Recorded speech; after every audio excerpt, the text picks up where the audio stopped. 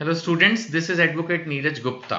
इस वीडियो में अब हम बात करेंगे स्टेट कंज्यूमर कमीशन की। पिछली वीडियो में हम डिस्ट्रिक्ट लेवल का जो कमीशन है उसकी बात कर चुके हैं। मोर और लेस अगर स्टेट लेवल का क्वेश्चन आता है, आप देखोगे मोर और लेस पेक्यूनरी ज्यूरिसडिक्शन को छोड़ के वहां 1 करोड़ तक था, इस बार 1 करोड़ से 10 करोड़ की बात करूंगा, बाकी ऑलमोस्ट सेम है। तो भाई थोड़ा वीडियो फास्ट चलेगी। किताब में सब कुछ हिंदी इंग्लिश दोनों में दिया हुआ है, इसको पढ़ लो। आपको पता है 3 टियर रिड्रेसल सिस्टम है। District forum, district commission district level के लिए होता है और स्टेट स्टेट लेवल के लिए होता है। यानी कि अब जैसे मान लेते हैं यूपी है, अब यूपी में तो पता नहीं कितनी डिस्ट्रिक्ट है, राजस्थान में कितनी डिस्ट्रिक्ट है, बट स्टेट कमीशन तो फिर पूरे पंजाब को, पूरे हरियाणा, पूरी यूपी, पूरे राजस्थान को डील करेगा। ये तो समझ में आ ही रहा है। अब इस तरह का अगर क्वेश्चन आए तो meaning of consumer, meaning of complaint, ये सब चीज़ आपने पहले ही पढ़ ली हैं। अब अगर हम इसकी बात करते हैं तो इसमें भी स्टेट कमीशन के अंदर एक तो प्रेसिडेंट है। अच्छा, वहां पर हमने डिस्ट्रिक्ट जज की बात की थी। यहाँ हमारे जो प्रेसिडेंट साहब होंगे वो हाई कोर्ट के जज होंगे, पास्ट या प्रेजेंट। वहां 2 मेंबर्स की बात थी, यहाँ 4 मेंबर्स की बात है। बाकी मैंने एक डिटेल्ड क्वेश्चन अलग से बनाया है, कंपोजिशन ऑफ कमीशन, यानी कि ये जो मेंबर्स होते हैं इनके बारे में क्वेश्चन अलग से डिटेल में मैं बाद में करा रहा हूँ। लेकिन अगर फुल फ्लेजेड क्वेश्चन आएगा तो फिर उतनी गहराई में आप जाओगे नहीं, तो इतना बहुत है। ज्यूरिसडिक्शन की बात करें तो जैसा मैंने पहले ही बताया, ये याद रखना बहुत जरूरी है, this is 1 crore to 10 crore.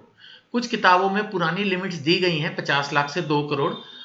I think अगर वो भी बच्चे एग्जाम में लिख देंगे तो ठीक है, लेकिन आपको तो मैं लेटेस्ट बता ही रहा हूँ, 2025 में ये चेंजेस आए हैं। 1 करोड़ से 10 करोड़ इसकी लिमिट है और विद इन द स्टेट का मैटर होना चाहिए। अपील तो आप कर ही सकते हो इसमें। डिस्ट्रिक्ट कमीशन का ऑर्डर अगर आप सेटिस्फाइड नहीं हो उससे तो आप अपील कर सकते हो। कौन फाइल करेगा? ये भी वही है जो डिस्ट्रिक्ट लेवल पे पढ़ा था, consumer, legal heirs, consumer association या गवर्नमेंट, वही है। इसमें कोई चेंज नहीं है, प्रोसीजर भी वही है। कंप्लेंट फाइल करो, name, address, fact, supporting document लगाओ, रिलीफ बताओ क्या चाहिए, वही है। एडमिशन के लिए इसमें इन्होंने कह दिया 21 दिन के अंदर वो एडमिट कर लेंगे। मतलब आपको जब आप कंप्लेंट फाइल करोगे तो बहुत लटकाएंगे नहीं। ये नहीं लिखा कि 21 दिन में फैसला हो जाएगा, अभी तो सिर्फ एडमिशन ऑफ कंप्लेंट की बात है कि कंप्लेंट जब आप फाइल करोगे स्टेट कमीशन में तो 21 दिन के अंदर वो फैसला दे देंगे कि हम आपकी कंप्लेंट को एक्सेप्ट कर रहे हैं या नहीं। और अगर उन्होंने कोई ऐसा डिसीजन नहीं दिया तो उसका मतलब एडमिट हो गई। After 21 days you can presume हो गया। उसके बाद प्रोसीजर भी वही है जो डिस्ट्रिक्ट लेवल पे था। पहले नोटिस जाएगा, एविडेंस होगा, हियरिंग कंडक्ट होगी, वही है।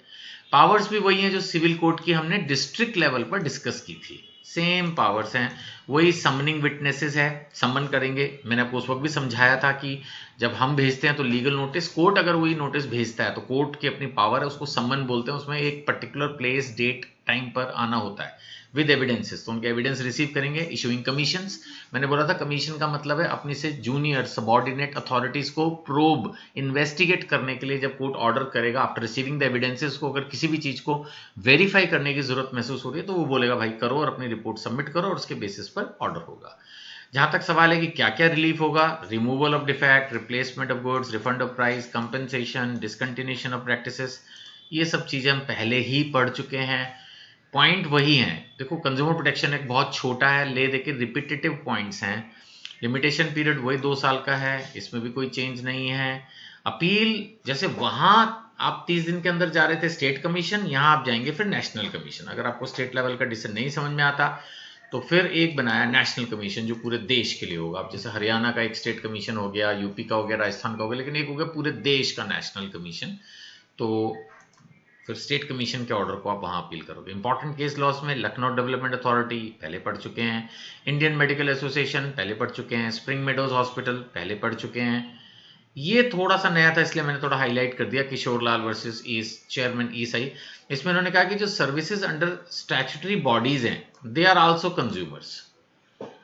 कोई बोल सकता है कि भाई हम तो अलग है। अब ईएसआई ना, एक्चुअली आप बोलोगे सर फ्री सर्विसेज तो आप मना करते, बट ईएसआई एग्जैक्टली फ्री भी नहीं होता ना।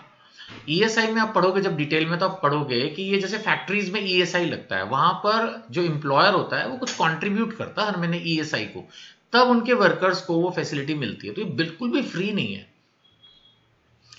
तो यहां पर जो है वो कंज्यूमर लॉ के अंदर ईएसआई को लिया। नेशनल सीड्स कॉर्पोरेशन लिमिटेड, ये फार्मर्स वाला केस, ये भी हम पहले पढ़ चुके हैं डिस्ट्रिक्ट लेवल पर। तो नेचुरली अब मैं मान के चलता हूँ कंटिन्यूटी में पढ़ रहे हो, कंटिन्यूटी में वीडियो देख रहे हो, तो डेफिनेटली जो चीजें पढ़ ली हैं उस पर मैं ज्यादा टाइम इन्वेस्ट नहीं कर रहा। सो स्टेट का भी अगर क्वेश्चन आएगा तो आंसर मोर और लेस वही है, ठीक है ना। आई होप आप कर ही लोगे। फिर भी कोई डाउट हो तो आप पूछ लेना, ये नंबर्स दिए गए हैं, व्हाट्सएप कर लेना। और फेस टू फेस क्लासेस के लिए पहले रजिस्टर कर लो, बेटर रहेगा। और बुक खरीदने के लिए भी आप इन नंबर्स पे कांटेक्ट कर सकते हो।